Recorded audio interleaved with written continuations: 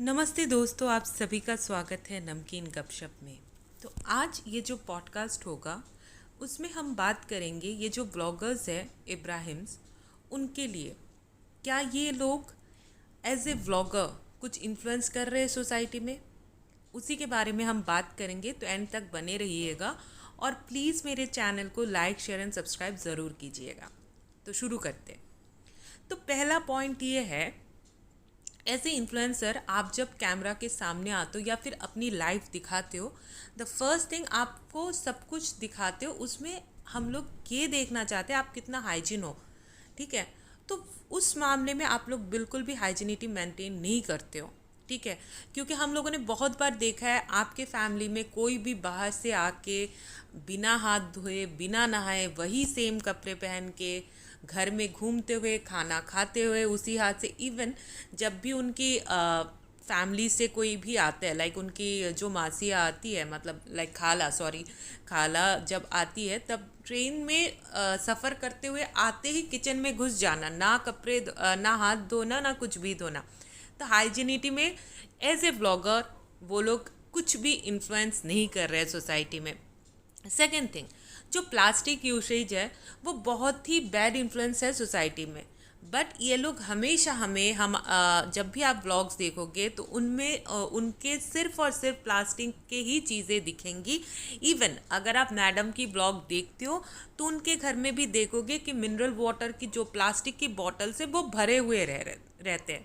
ठीक है, third thing ये है, जो साफ़ सफाई होती है घर में, एक साफ़ सफाई होना बहुत ज़रूरी होता है, बट वो भी हम लोग नहीं देखते। तो साफ़ सफाई हो गया, हाइजीनिटी हो गया, प्लास्टिक यूसेज हो गया, ये लोग एज ए ब्लॉगर हमें किसी भी तरीके से इन्फ्लुएंस नहीं कर रहे, रादर वो लोग एनवायरनमेंट को हार्म कर रहे।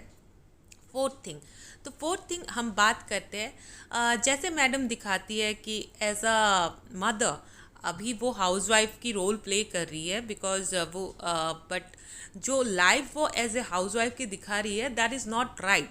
बिकॉज एक हाउसवाइफ इतनी स्ट्रांग होती है ना, वो घर को भी साफ़ सुथरा रखती है, अपने बच्चे को भी संभालती है, खाना भी बनाती है और अपने फैमिली की प्रॉपर केयर भी करती है, जो ये मैडम में लैकिंग है। तो ये भी इन्फ्लुएंस नहीं हुआ। ठीक है, फोर्थ पॉइंट मैं इसमें बात करूँगी कि ये लोग अपने टीनेजर जो भाई बहन हैं उनको बहुत महंगी महंगी चीज़ें देकर उनका जो अभी जो उनका नज़रिया है फॉर लाइफ कि मुझे ये ब्रांड चाहिए वो ब्रांड चाहिए, ये एज अ चाइल्ड, मतलब जो चाइल्ड हो टीनेजर्स हो, वो लोग जब देखते हैं तो उनके ऊपर एक बैड इन्फ्लुएंस आता है। आपके पास पैसे है, शो ऑफ करो, बट दैट डजेंट मीन कि जो आपके व्यूअर्स हैं उनको आप लोग बिल्कुल भी इन्फ्लुएंस नहीं कर रहे हो, आप लोग रादर बैड इन्फ्लुएंस कर रहे हो। ठीक है, नेक्स्ट पॉइंट है उनकी जो लाइफस्टाइल है कि सुबह उठना, फिर खाना खा के फिर बाहर चले जाना, शॉपिंग एंड शॉपिंग। तो उसमें भी सोसाइटी में ऐसा नहीं होता, जनरली हमारे लाइफ्स में ऐसा नहीं होता। तो रियलिटी से कोसों दूर है, बिल्कुल कोसों दूर है, ना प्रैक्टिकलिटी है ना कुछ भी है। तो इसीलिए ये भी एक बैड इन्फ्लुएंस हुआ। फोर्थ है अपनी एजेड पेरेंट्स को अलग अलग रखना। ये तो सुपर बैड इन्फ्लुएंस है सोसाइटी के लिए, बिकॉज हम लोग हमारे पेरेंट्स को हमेशा एक साथ रखते हैं और इस एज में तो ऑब्वियसली हम एक साथ रखते हैं, बिकॉज ये एक टाइम है उनका जब ये दोनों एक दूसरे को देना है। बिकॉज ओल्ड एज एक ऐसा पीरियड ऑफ लाइफ होता है जिसमें हमेशा हमारे पेरेंट्स को हम एक साथ रखते हैं।